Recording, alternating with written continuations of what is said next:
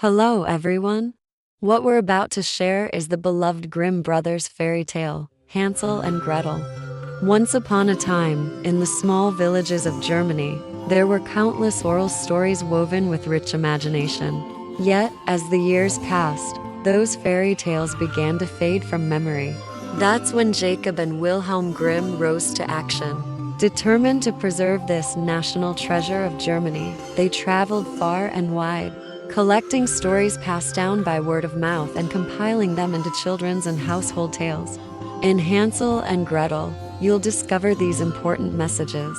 1. The strength of family bonds. It teaches us how siblings can support each other and face any hardship with courage. 2. Beware of easy temptations. The candy-coated house hides a trap, reminding us to be cautious of sweet but deceitful lures. 3. The power of wit and ingenuity. Overcoming danger requires not just strength, but clever ideas and bravery.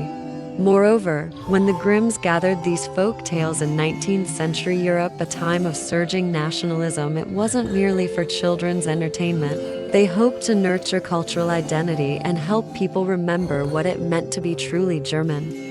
Now, let us embark on a journey into the depths of the forest, where true love and courage await. Enjoy the story. Once upon a time, in a certain land, there lived a poor woodcutter, his wife, and their 2 children. The children were named Hansel and Gretel. There was hardly any food in the house, and the family suffered daily from hunger. One year, a terrible famine struck. Even when they ventured deep into the forest or went out to gather medicinal herbs, they could not obtain enough food to feed the children. One evening, the woodcutter's wife, also called the stepmother, said to her husband, "I can't feed the children any longer. Tomorrow, let us take them into the forest and leave them there. Then the food will be for just the 2 of us." The woodcutter felt anguish, but unable to resist poverty, reluctantly agreed. That night, Hansel whispered to Gretel at their pillows, "Gretel, they might take us into the forest tomorrow. Let's gather pebbles and fill our pockets." Hansel quietly slipped outside and collected smooth white stones from the stream, enough for both of them, then returned to bed. Early the next morning, the wife ordered the woodcutter to wake the children and lead them into the forest. Hansel, afraid but determined, dropped a white pebble at each step along the way. By midday, deep in the forest, the wife told the 2 children to stand beneath a tree and left them there. "Wait here," she said, and walked away without another word. As night approached, Hansel comforted Gretel. "When the moonlight comes, these stones will shine and show us the way." "Thank you, Hansel," Gretel replied. Soon a full moon appeared, the pebbles glowed, and the children followed them safely back to their home. Their father wept with joy when he embraced them, and their mother was astonished, though, alas, their food supply remained unchanged. Before long, conditions deteriorated further. The wife repeated her plan, and again the woodcutter could not refuse.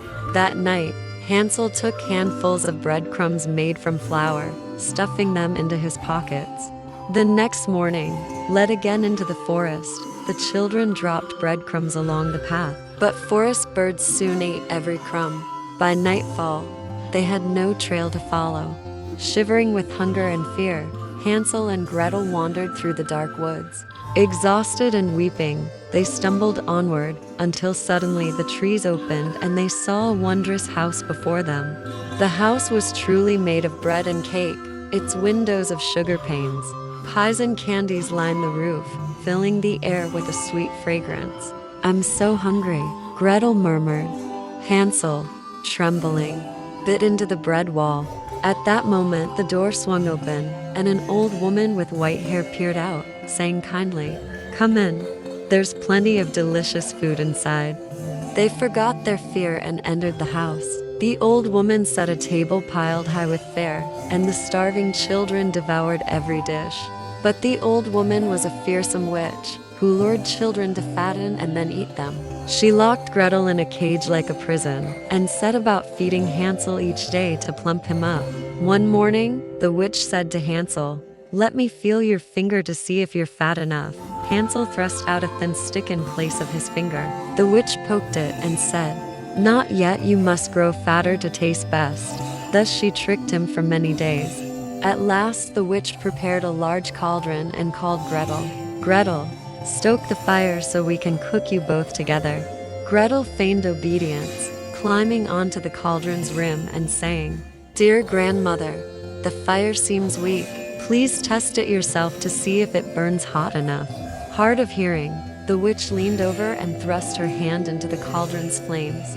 With a shriek, she fell in, and Gretel pushed her the rest of the way in. The witch's scream shook the roof, and then all was silent. Freed from the cage, the children filled their pockets with the house's jewels and pearls. Unhindered by birds or the witch's pursuit, they resumed their journey home. In the forest, a flock of great swans descended and looked upon them. One swan dropped a large feather. Hansel and Gretel laid the feathers on the ground, stepped upon them, and the swans bore them aloft. Gently gliding through the air, they were carried to the edge of a stream near their home. Stepping ashore, the children saw their house unchanged, but their stepmother had died of illness, and their father, thin and remorseful, awaited them. Hansel and Gretel ran into his arms, showing him their treasure. His tears of joy fell as he embraced them. From that day on, the woodcutter's home was once more filled with plenty, and Hansel, Gretel, and their father lived happily, never again to hunger. The end. Thank you for watching.